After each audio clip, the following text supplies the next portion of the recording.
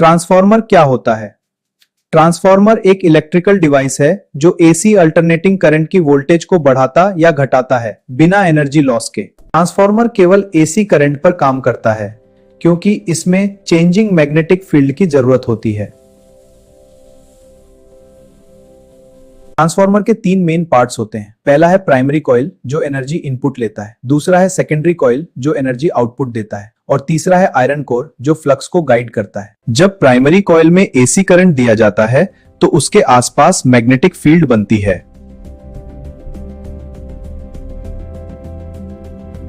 यह magnetic field लगातार बदलती रहती है क्योंकि एसी करंट डायरेक्शन बदलता रहता है।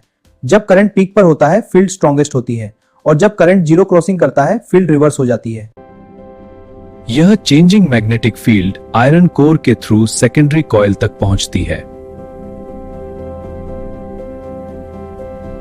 सेकेंडरी कॉइल में इसी मैग्नेटिक फील्ड के कारण नया करंट और वोल्टेज इंड्यूस होता है।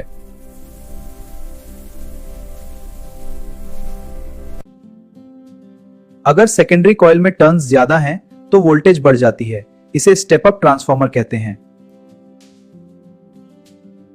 अगर सेकेंडरी कॉइल में टर्न्स कम हैं तो वोल्टेज कम हो जाती है। इसे स्टेप डाउन ट्रांसफार्मर कहते हैं। ट्रांसफार्मर का बेसिक फॉर्मूला, यहां V वोल्टेज और N coil turns. Power plants में वोल्टेज को बढ़ाया जाता है ताकि इलेक्ट्रिसिटी दूर तक एफिशिएंटली भेजी जा सके।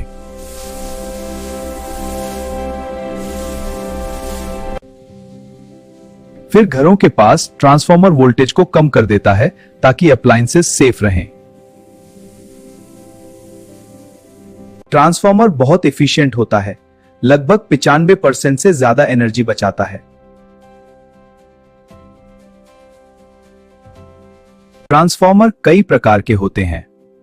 Power transformer, distribution transformer, isolation transformer. Transformer के बिना बिजली की सप्लाई सिस्टम काम ही नहीं कर सकता। यह मॉडर्न लाइफ का बैकबोन है।